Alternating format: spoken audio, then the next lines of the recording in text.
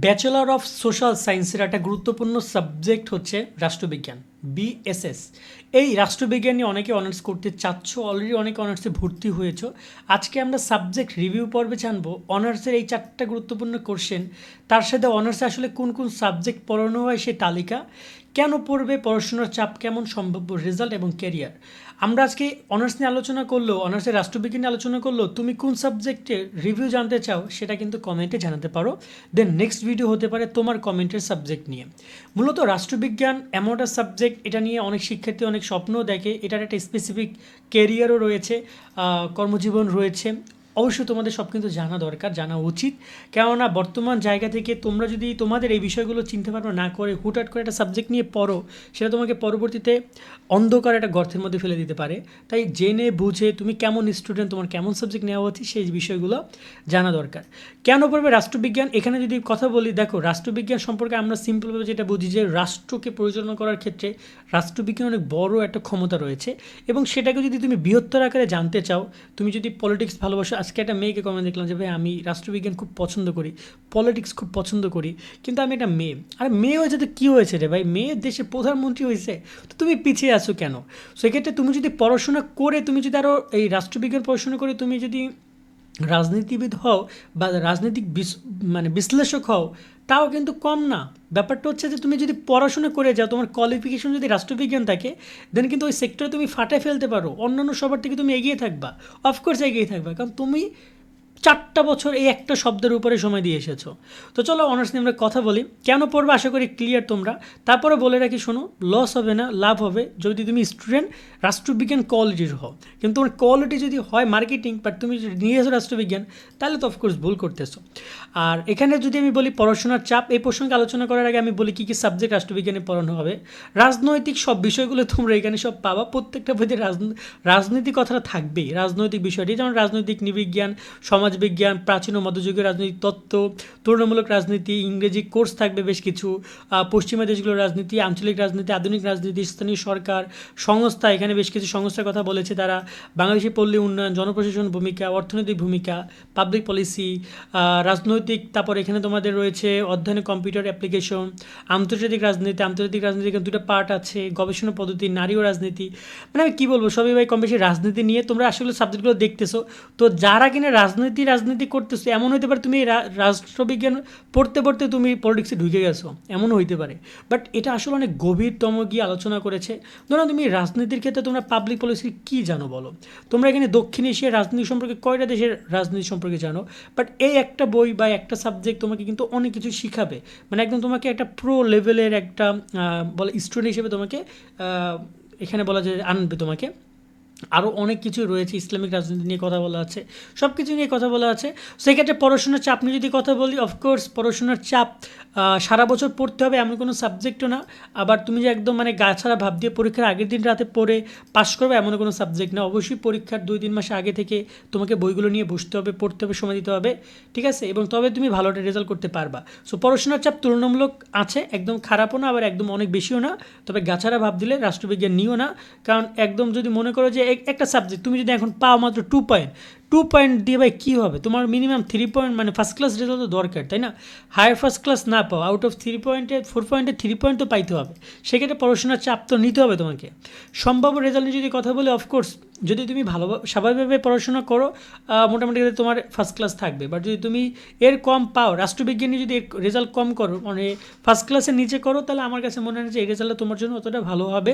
এবং বর্তমান মানে বাজারের দিক থেকে যদি বাজার মূল্যের কথা বলি, অফকোর্স সেক্ষেত্রে 3 পয়েন্ট মানে সিজিপিএ 3 পয়েন্ট থাকাটা এটা নর্মাল ক্যালকুলেশন, এবং এই জায়গাটা রাখার তোমার চেষ্টা করতে হবে। আর সম্ভাব্য রেজাল্ট যারা ভালো স্টুডেন্ট তারাও 3.50 পর্যন্ত, এর বেশিও পায়। 3.50, 3.6070 আছে, বাট ওভারঅল 3 পয়েন্ট রেজাল্ট থাকে। আর যারা খারাপ স্টুডেন্ট তাদের কথা তো তোমরা ভালো জানো। ক্যারিয়ার নিয়ে চলো একটু কথা বলি। ক্যারিয়ারে আমি এটা আলোচনা করব যে তোমাদের আসলে ভবিষ্যৎ চাকরির জীবন, বলা যায় কর্মজীবন কোথায় কোথায় হইতে পারে রাষ্ট্রবিজ্ঞান নিয়ে। তো এই প্রসঙ্গে আমরা আলোচনা করলে আমরা এখানে প্রথমেই বলবো কলেজের অধ্যক্ষ। আমি এখানে কেন বলতেছি এখানে স্কুলের অধ্যক্ষ কেন না, এখানে স্কুলে তোমরা রাষ্ট্রবিজ্ঞান পড়ো নাই, তাই কলেজের অধ্যক্ষ এই বিষয়টা তোমাদের জন্য জরুরি। এবং এখানে বলতে চাই যে শুধুমাত্র কলেজের অধ্যক্ষ অধ্যক্ষ না। আমরা এর আগে একটু ভিডিও করছিলাম তোমাদের বাংলার বিষয় নিয়ে, সেখানে আমরা দেখেছিলাম যে সরকারি বেসরকারি যে কোনো কলেজে শিক্ষকতা এবং পাবলিক প্রাইভেট বিশ্ববিদ্যালয়ে শিক্ষকতা তোমরা করতে পারবে। অর্থাৎ শিক্ষকতা পেশা যেসব জায়গায় মানে তোমার এখানে রাষ্ট্রবিজ্ঞান আছে, যেসব জায়গায় রাষ্ট্রবিজ্ঞান সাবজেক্ট আছে সেই সব জায়গায় তুমি শিক্ষকতা করতে পারবে। তবে একটা কথা হচ্ছে যে রাষ্ট্রবিজ্ঞানে যেমন বাংলার মতো করে অনেক হিউজ পরিমাণের কিন্তু শিক্ষক পেশা নেয় না, খুবই কম নেয়। তবে চাহিদা যেমন কম, আবার শিক্ষকও কিন্তু কম, সেক্ষেত্রে শিক্ষকতা পেশাটা রয়েছে। রাজনৈতিক পরামর্শদাতা বা বিশ্লেষণকারী একজন তারা রাখে, সেক্ষেত্রে রাজনৈতিক পরামর্শদাতা বিশ্লেষণ বড় বড় কোম্পানির একজন যদি থাকে, হয়তো তোমার নামও জানো না, বাট এই পেশাটা তাদের জন্য জরুরি। কারণ কোনো ধরনের ঝুঁকি, কোনো ধরনের বলা যায় যে কোনো ঝুঁকি এড়াতে বা ভবিষ্যৎ রাজনৈতিক বিষয়গুলো প্রেডিক্ট করতে, এই বিষয়গুলো তাদের জন্য অনেক ইম্পর্টেন্ট। তো এই যে বিজনেস এক্সিকিউটিভ বা রাজনৈতিক পরামর্শ, এটা একটা নর্মাল ব্যাপার। এই পেশাটাও হিউজ পরিমাণে, বাংলাদেশে একটু কম থাকতে পারে, কিন্তু বহির্বিশ্বে এই পেশাটা বেশ বড় চলমান। যোগাযোগ এবং সংযোগের পেশাদার, এটা অনেক ইম্পর্টেন্ট একটা পেশাদার দায়িত্ব। অনেকেই দেখা যায় যে রাজনৈতিক এই ক্যারিয়ার কোম্পানিগুলো নিয়োগ দেয় বা বড় বড় রাজনৈতিক দলগুলো তারা নিয়োগ দেয়, এই জায়গায় একটা বিষয় রয়েছে। জনমত গবেষক রয়েছে, রাষ্ট্রবিজ্ঞানী রয়েছে, সরকারি কর্মকর্তা। অফকোর্স তুমি রাষ্ট্রবিজ্ঞান নিয়ে পড়াশোনা করলে রাষ্ট্রবিজ্ঞানী তো হইতে পারবা, এটা তো একটা স্বাভাবিক ব্যাপার। তার সাথে সরকারি কর্মকর্তা যদি আমি বলি, তুমি ধরে নাও যদি সরকারি কর্মকর্তা বলতে তুমি যে কোনো সরকারি চাকরিতে তুমি রাষ্ট্রবিজ্ঞান নিয়ে অ্যাপ্লাই করতে পারবে। সরকারি যত অধিদপ্তর হোক, মন্ত্রণালয় হোক, যে কোনো জায়গায় হোক, তুমি সচিবালয়, সব জায়গায় তুমি অ্যাপ্লাই করতে পারবা এবং তুমি সেখানে চাকরি করতে পারবা, সেই বিষয় রয়েছে।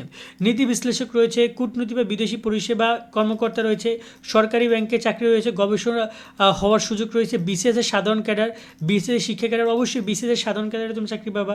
শিক্ষা ক্যাডার অনেক সময় রাষ্ট্রবিজ্ঞানের জন্য করে থাকে, সেখানে তোমরা অ্যাপ্লাই করতে পারবা। কর্পোরেট চাকরি, এনজিওতে চাকরি, বিশ্ববিদ্যালয় পর্যায়ে শিক্ষকতা, সকল সাধারণ চাকরি, কোম্পানির সকল চাকরি, এগুলো স্বাভাবিকভাবে পারবা।